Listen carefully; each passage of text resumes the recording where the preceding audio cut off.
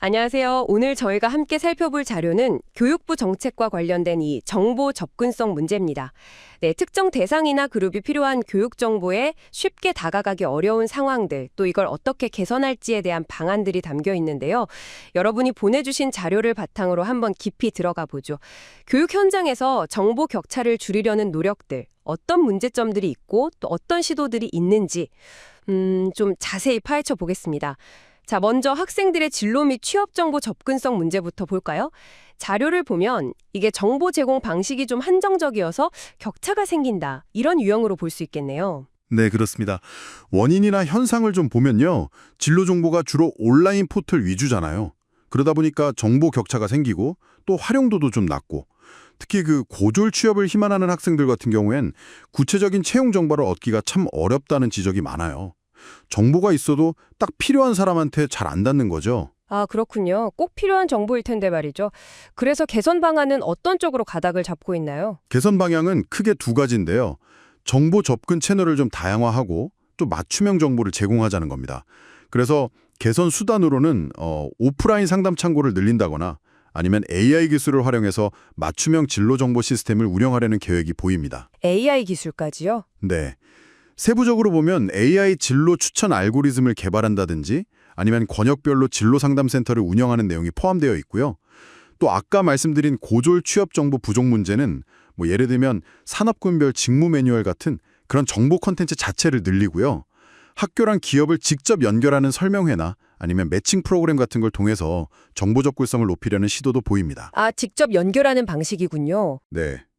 여기서 좀 흥미로운 점은 그 최신 AI 기술을 도입하는 것과 동시에 어떻게 보면 좀 전통적인 방식이죠. 오프라인 상담이나 기업 연계. 이 두 가지를 같이 강화한다는 점이에요. 단순히 기술만 믿는 게 아니라 현실적인 보완책을 같이 고민하고 있다는 거죠. 여러분이 만약 학생 입장에서 필요한 정보를 제때 못 얻는다면 얼마나 답답할지 그런 걸 좀 생각해 보게 되네요. 네, 기술과 사람 중심 접근을 같이 가져가는 거군요. 자, 그럼 다음으로 넘어가서요. 특정 지원이 필요한 대상자들, 예를 들면 교육복지나 특수교육, 다문화 교육 같은 경우인데요. 이 경우는 정보 전달 체계 자체가 좀 미비하다. 이걸 문제 유형으로 분석하고 있네요. 맞습니다. 구체적인 문제 현상과 원인을 좀 들여다보면요. 저소득층 학부모님들은 복지 정보가 여기저기 흩어져 있으니까 정체적으로 뭐가 있는지 알기가 좀 어렵다는 거고요.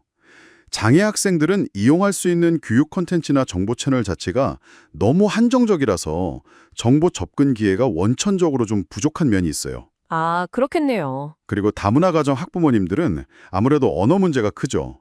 그래서 꼭 필요한 교육 정보가 있어도 이걸 제대로 활용하기가 어려운 상황이고요. 정말 꼭 필요한 분들인데 정보 전달이 제대로 안 된다니 좀 안타깝네요. 그럼 개선 방안하고 세부 추진 내용은 어떤 것들이 있나요? 개선 방향은 한마디로 대상별 맞춤형 정보 전달 시스템 구축이라고 할 수 있습니다. 예를 들어 교육복지의 경우는요. 개선 수단으로 통합된 복지정보 앱을 개발해서 학교 알림장 앱이랑 연동시키는 방안이 제시됐어요.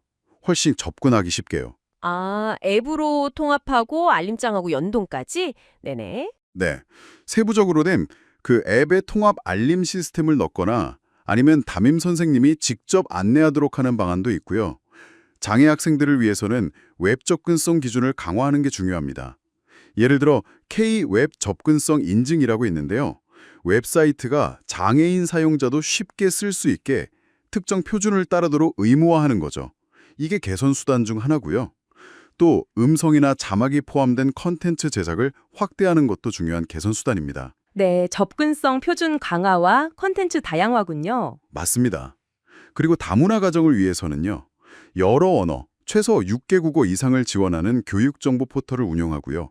상담이랑 연계된 다국어 챗봇을 도입하거나 또 교육지원청 차원에서 번역을 통합적으로 지원하는 시스템을 만드는 것, 이런 것들이 개선 수단으로 나와 있습니다. 다국어 지원이 핵심이겠네요. 네, 핵심은 뭐냐면 단순히 정보를 그냥 쭉 늘어놓는 게 아니라 각 그룹의 특성이나 장벽을 딱 고려해서 실질적인 접근성을 높이려는 노력이라는 거죠. 네, 말씀하신 것처럼 단순히 정보를 나열하는 게 아니라 정말 각자의 상황에 맞게 다가가려는 고민이 느껴지는 대목입니다. 자, 마지막으로 살펴볼 문제는 지역 간 또는 디지털 활용 능력 차이에 따른 정보 격차 문제입니다. 이건 물리적이거나 기술적인 환경 차이가 문제 유형이 되겠군요. 그렇습니다.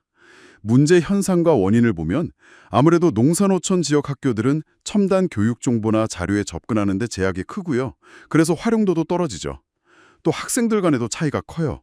이른바 디지털 리터러시, 그러니까 디지털 기술을 이해하고 활용하는 능력 차이가 결국 학습 자료 접근의 불균형으로까지 이어진다는 겁니다. 아, 기기만 있다고 되는 게 아니군요. 활용 능력 차이도 크네요.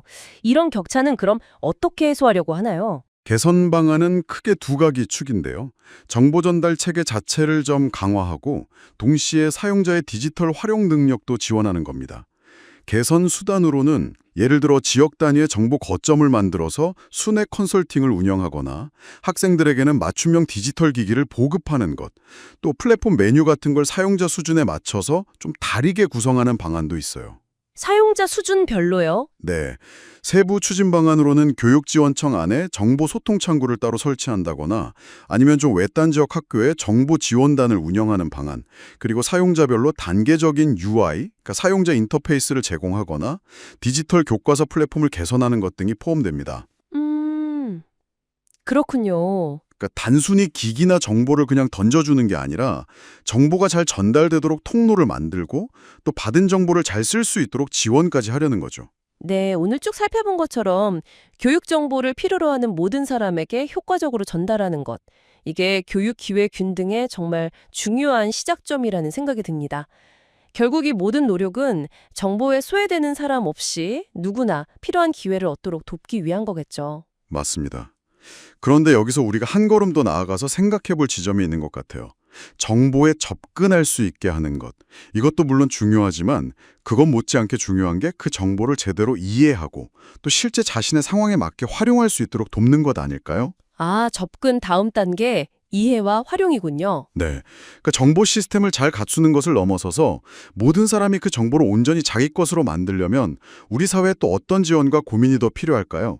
이 질문을 여러분께 한번 남겨드리면서 오늘 이야기를 마무리할까 합니다.